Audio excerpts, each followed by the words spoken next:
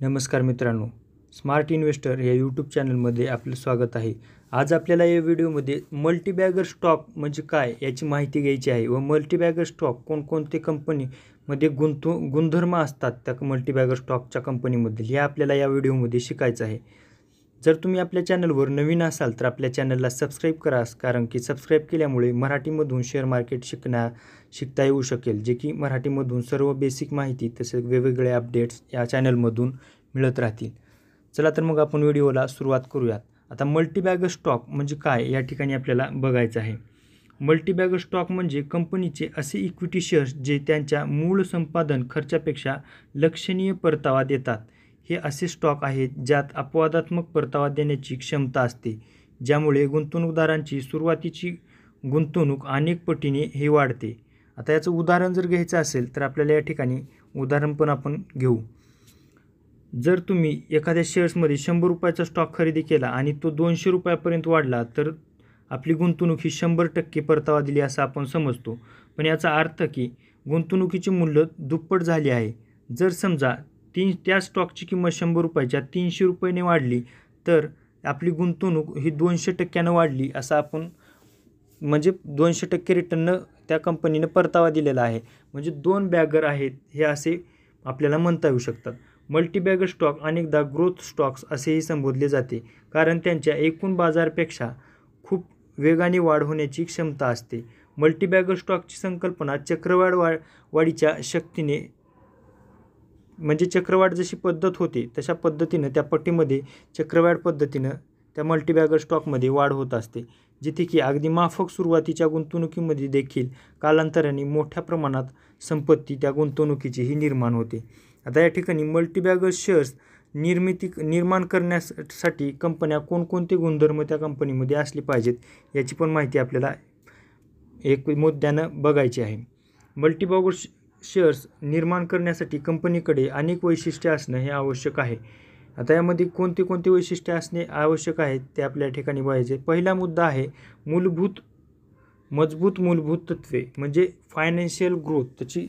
ते जे फंडामेंटल्स आहे, मजबूत महसूल वाढ असायला पाहिजे, वाढता नफा आणि निरोगी रोख प्रवाह यासह मजबूत आर्थिक परिस्थिती असलेले कंपन्यांचा शोध घेतला महत्त्वाचा आहे. मजबूत ताळेबंद हा बहुतेकदा कंपनीच्या स्थिरतेचा आणि वाढीच्या क्षमतेचा सूचक असतो.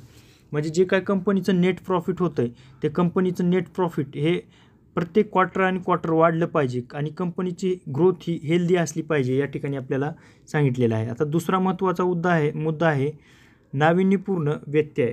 ज्या कंपन्या त्यांच्या उद्योगामध्ये अग्रणी आहेत किंवा नवोपक्रम चालवत आहेत त्यांच्या वाढीच्या शक्यता या जास्त असतात. तांत्रिक प्रगती आणि व्यत्यय आणणारे व्यवसाय मॉडेल कंपनीला मल्टीबॅगर दर्जा मिळवून देऊ शकतात.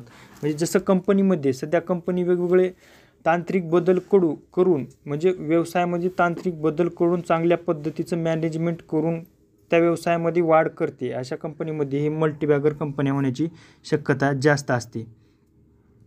3 नंबरचा मुद्दा आहे बाजारपेठेतील संधी. आता कंपनीला बाजारपेठेत कशा पद्धतीची संधी आहे, कंपनी कोणत्या पद्धतीचे प्रोडक्ट बनवते यावर पण कंपनीच्या मल्टीबॅगर स्टॉक होण्याची बरेच कारणे अवलंबून आहेत. कंपनी ज्या बाजारपेठेत कार्यरत आहे त्या बाजारपेठेच्या आकाराचे विश्लेषण करणं महत्त्वाचं आहे.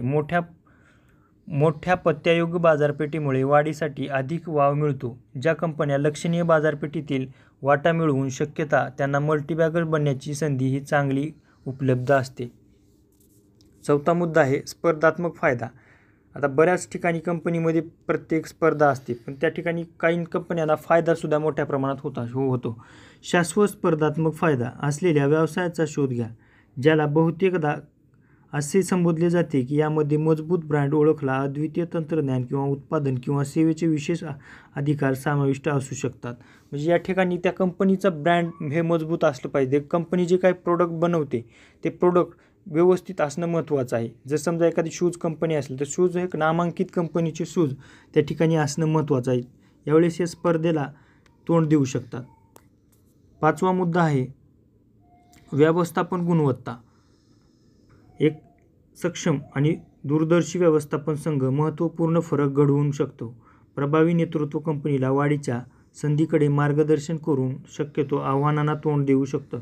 यामध्ये आता मजबूत मॅनेजमेंट असणं महत्त्वाचं आहे. मॅनेजमेंट त्यांची काय जे टीम आहे, CEO आहे, फाउंडर आहे, ती व्यवस्थित त्यांचं मार्गदर्शन, त्यांच्या मार्गदर्शनावरून कंपनीचं मॅनेजमेंट व्यवस्थित आणि मजबूत असायला पाहिजे, जेणेकरून कंपनीची ग्रोथ ही चांगल्या पद्धतीने आणि मल्टीबॅगर होऊ शकते.